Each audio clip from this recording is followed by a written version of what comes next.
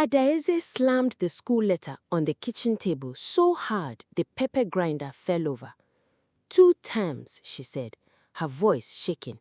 2 terms, Toby. They are sending my children home. Toby looked up from his phone. Lower your voice. Lower my...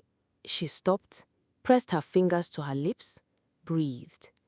Zara cried in the car. She asked me if they were poor now. My 8-year-old, she asked me that. Toby set his phone face down. I'll handle it. You've been handling it for 2 years.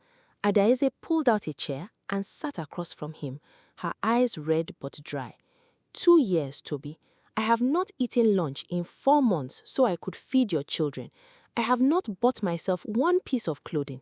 I closed 3 catering contracts I couldn't fulfill because I had no money for ingredients. 2 years of you telling me the company is owing you. And I believed you. I stood by you. I defended you to my mother, to my sister, to everyone who said something was wrong. Her voice cracked. Was something wrong, Toby? Is something wrong with you? He stood up. I don't need this tonight. Then when? She rose with him. When do you need it? When Kene starts asking questions too? When they send them home permanently? Toby walked to the bedroom without another word and closed the door. Adaeze stood in the kitchen for a long time. The pepper grinder was still on its side. She picked it up, set it back in its place, and sat down alone. If you're already feeling this story, do us a favor. Hit that subscribe button right now and turn on your notification bell. You don't want to miss what happens next. That night, while Toby slept, Adaeze sat at the kitchen table with a notepad and calculated everything she had spent in 2 years.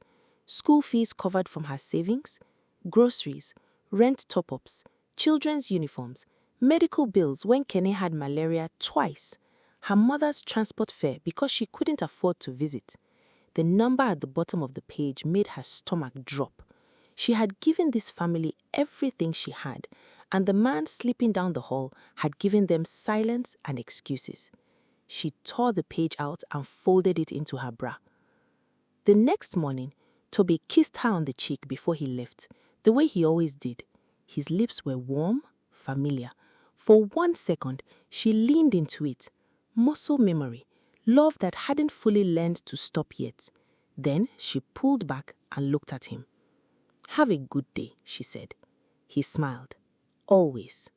She watched his car reverse out of the compound, then she picked up her bag, got in her own car, and drove in the opposite direction. Toby's company was in Victoria Island, a clean glass building with a reception desk and a security man who smiled too easily. Adaeze told him she was there to see HR about her husband's employment. She gave Toby's full name. The security man made 1 call, and within 5 minutes, a man in a grey suit appeared. Mrs. Adaeze, he extended his hand. I'm Mr. Okafor, head of HR. Please, come in. She followed him to a small office and sat down. Mr. Okafor typed something into his computer, then turned the screen slightly toward her. Your husband's salary, he said carefully, has been processed and paid every month without fail. I want to be transparent with you because something about your expression tells me you didn't know that. Adaeze looked at the screen. 24 rows, 24 months, 500,000 naira each. Paid, paid, paid, paid. Every month, she said. Yes, ma. She nodded slowly. And it goes directly to his account? Yes, the same account on file since he joined us. She nodded again, stood, smoothed her skirt. Thank you, Mr. Okafor. You've been very helpful. She walked out through the glass doors, past the smiling security man, to her car. She sat in the driver's seat with the engine off and the windows up and did not move for 17 minutes. She knew because she watched the clock on the dashboard. She needed something to focus on that was not the sound of 2 years of her life crashing into each other. 500,000 naira a month. For 2 years, 12 million naira, while she counted Pepe and prayed for catering digs and told her daughter they were not poor. She started the engine. At home, she waited until Toby left for what he called a site visit that evening. She went into their bedroom, opened his wardrobe and began searching methodically through every pocket of every jacket she had ironed with her own hands. She found receipts she didn't recognize, restaurants she had never been to, a hotel in Abuja, a spa with a woman's name on the complimentary card tucked inside. Then, in the inner pocket of his navy blazer, her fingers touched folded paper. She pulled it out, unfolded it. It was a DNA test result. Her name, Zara's name, Kene's name, and at the bottom, in bold black print, probability of paternity, 0%. Adaeze read it once, then again, then a third time. Her children, her body, her birth, her pain and her blood, her stretch marks and her sleepless nights, and the way Kene had her nose and Zara had her laugh. And someone had printed a paper saying none of it was real. She did not cry. She photographed it on her phone, folded it back exactly as she found it, returned it to the exact pocket, and closed the wardrobe door. Then she sat on the edge of the bed they had shared for 6 years and pressed both palms flat against her knees and breathed until her hands stopped shaking. There was more. She could feel it. She would find it. That night, Adaeze cooked dinner like nothing had changed. She made Toby's favorite, ofe onugu with fresh stockfish, the kind she only made on birthdays and anniversaries. She set the table properly, lit the small candle in the center the way she used to in the early years, and called everyone to eat. Toby came to the table and stopped in the doorway. Something moved across his face. Surprise, then softness, then guilt he quickly covered with a smile. "You made onugu. Sit down," she said warmly, "before it gets cold." He sat. He ate. He told her it was delicious. He reached across the table and squeezed her hand and said, "Ada, I know things have been hard. I'm going to fix everything soon. I promise." She smiled at him. "I know you will." She watched him eat. She watched him laugh at something Kene said. She watched him lift Zara onto his lap for the last spoon of her soup, the way he had done since she was a baby. And she felt something in her chest that was not anger and not love, but something older and heavier than both. The particular grief of a woman who finally understands what she has been living inside. After the children slept, Toby pulled her close in bed, his arm around her waist, his lips finding the back of her neck the way that used to make her forget everything. "I've missed you," he murmured at her skin. She closed her eyes, let him hold her, said nothing. When his breathing deepened and his grip loosened, she waited 20 more minutes. Then she gently lifted his hand from her waist, turned over slowly, and picked up his phone from the nightstand. No password. He had removed it 3 months ago, she remembered, thinking at the time that it meant he trusted her. Now she understood it meant he simply moved everything he wanted to hide somewhere she hadn't thought to look. She went to his messages. Temi. The name sat at the top of his inbox like it owned the space. Adaeze opened it and began to scroll. The messages went back 18 months. 18 months of Temi's voice in her marriage, in her home, in the bed she was lying in right now. "Those children are not his. I showed you the proof. Stop wasting your life on a woman who betrayed you. I've always loved you, Toby. I've been waiting. Come back to me.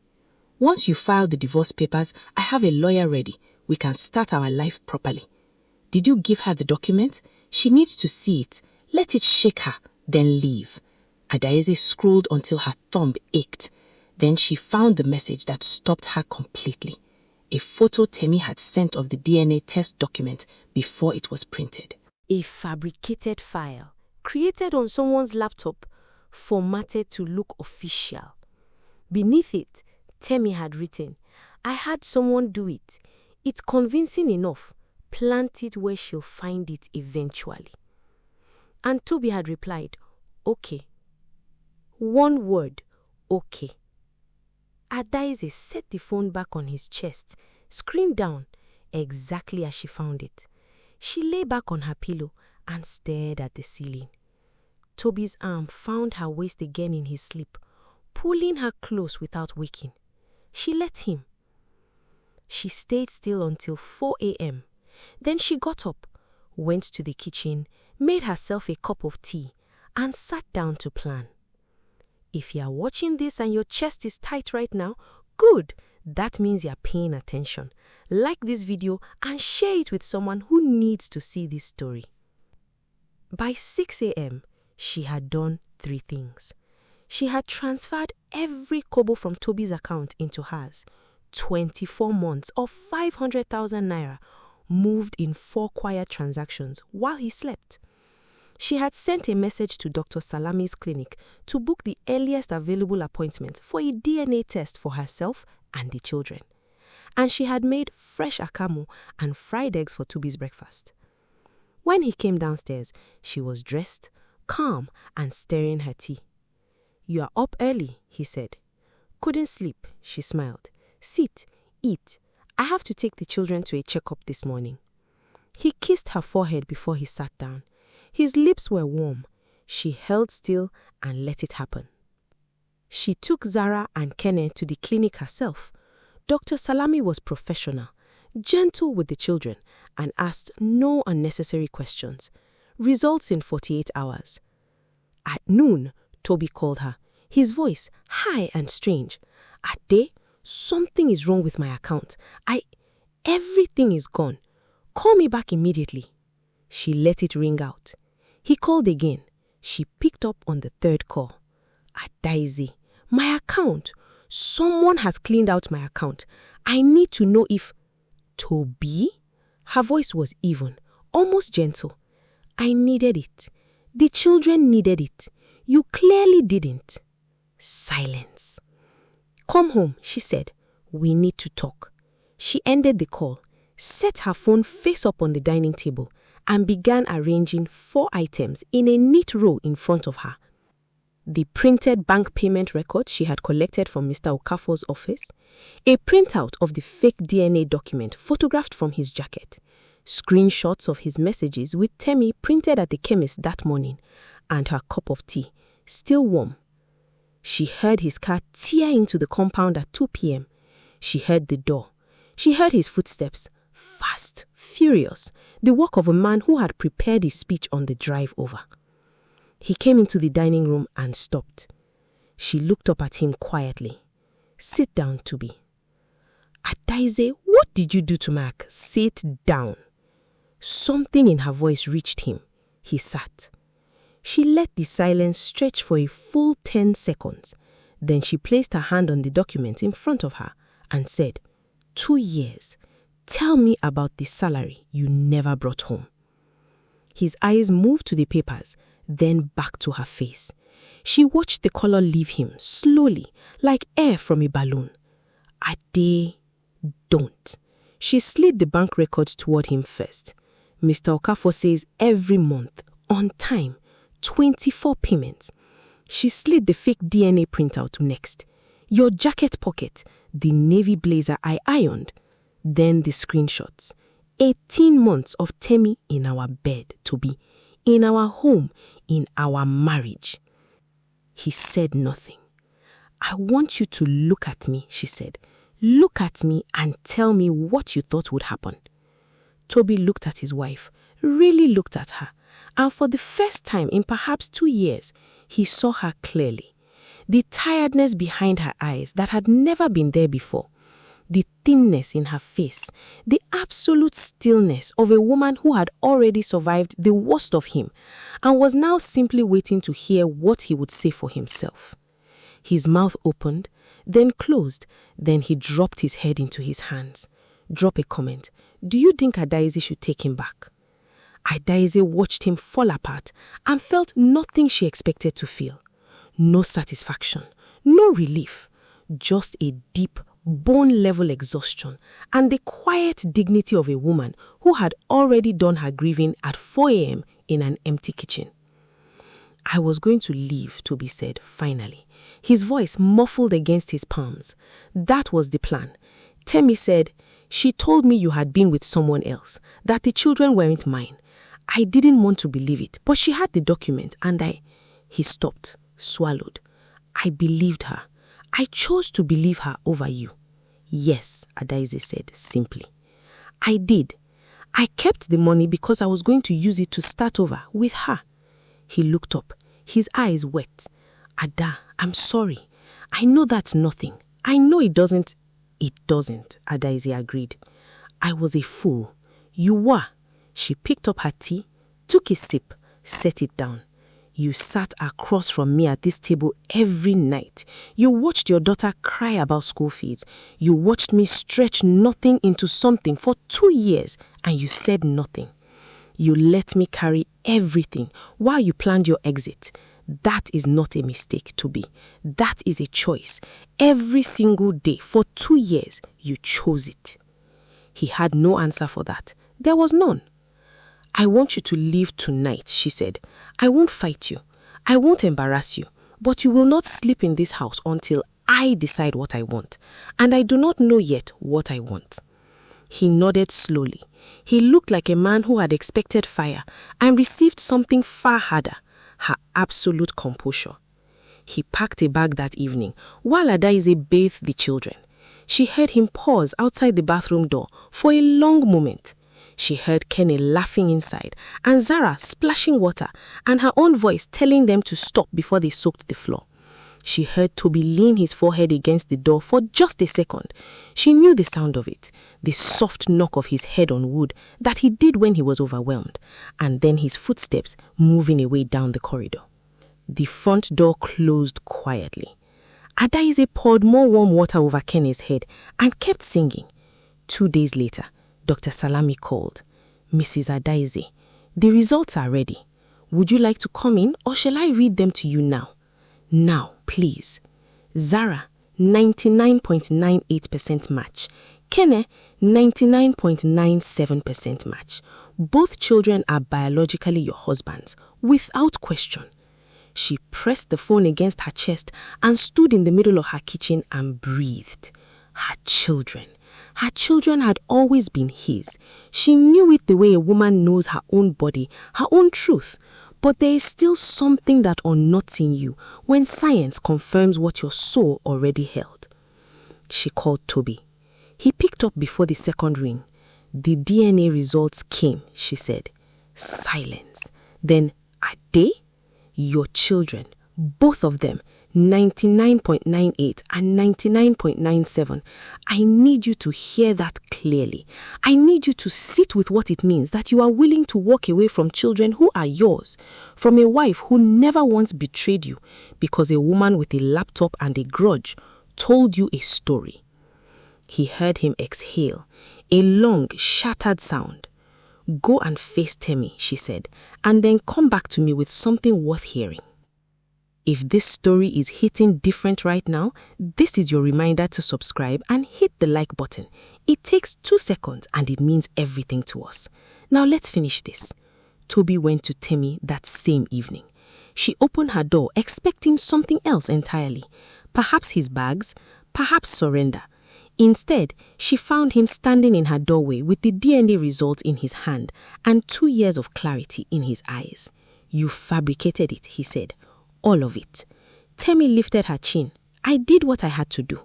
You destroyed my family. His voice was low and very controlled. You fed me lies for 18 months. You used my doubts, my insecurities, everything I ever told you in private, and you built a weapon out of it. My children, Temi, you tried to make me abandon my children. Those children were keeping you stuck. Do not. He stepped back from her door. I filed a formal complaint with your company this afternoon. HR has the screenshots. Everything. Whatever happens next, you brought on yourself. He turned and walked away without looking back. Temi's confidence unraveled faster than she had expected. Within 2 weeks, the investigation at her workplace was complete. The fabricated document, the manipulation, the targeted interference in a colleague's marriage. It was all there in the screenshots, in her own words. She was dismissed without notice. The life she had engineered to receive Toby into had no foundation without him and collapsed entirely. She called him once. He did not pick up. Toby came back to Adaeze on a Sunday evening, unannounced, standing at the door with no grand speech prepared. He had the DNA results. He had a printed acknowledgement he had written himself. every line named, every month accounted for, no excuses attached. And he had nothing else. No flowers, no rehearsed words, just himself, reduced to the truth of what he had done. Adaeze opened the door and looked at him for a long moment. Then she stepped aside to let him in. They sat at the dining table, the same table where she had laid out his exposure 3 days before, and he placed the documents in front of her and said, "I don't deserve to be here. I know that, but I am asking, not for forgiveness tonight, just for the chance to be different than what I was." Adaeze looked at the papers, then at her husband's face, older somehow, hollowed out, entirely without the easy charm she had once loved effortlessly. She thought about Zara, asking if they were poor. She thought about 4 a.m. tea and counted naira and ironed blazers with secrets in their pockets. Then she thought about the man who knocked his forehead softly against the bathroom door because he could not bring himself to say goodbye to the sound of his children laughing. "You will sleep in the guest room," she said. "You will not make promises you cannot keep. You will show me, not tell me, who you are choosing to be. And the day I feel like you are performing rather than changing, I will ask you to leave again and you will go without argument." Toby nodded, yes. "And Toby," she held his gaze, "if you ever choose someone else's voice over mine again, there will be no third conversation. I will leave quietly and I will not look back. Do you understand me?" "I understand you. I hear you." She stood and went to make tea. He sat at the table and did not move until she came back. She set a cup in front of him, sat down across from him, and wrapped both hands around her own mug. They didn't speak for a while. They didn't need to. Some things are rebuilt not in words, but in the willingness to sit in the same room with what you almost destroyed and choose differently. Months passed, slowly, carefully, the way trust moves when it has been broken. Not in leaps, but in small, quiet steps that one day you look back on and realize have carried you somewhere new. Toby came home early. Fees were paid. The fridge was full. He learned to say I was wrong without waiting to be cornered into it. Adaeze learned to receive it without holding the past like a shield between them. One evening, Zara climbed into Toby's lap at the dinner table and fell asleep against his chest. Kene was talking too loud about something that happened at school. The food was going cold. Toby looked across the table at Adaeze and something passed between them. Not the effortless love of before, but something more deliberate, something chosen. Adaeze picked up her fork. Not because everything was forgotten, not because the 2 years had been erased, but because she had decided, on her own terms, in her own time, that this family was worth the work. And Adaeze had never been afraid of work. She didn't stay because she was weak. She stayed because she had already proven she could survive without him, and she chose him anyway. That is not desperation. That is power. If this story moved you, please like this video, subscribe to our channel, and share it with someone who needs to hear it today.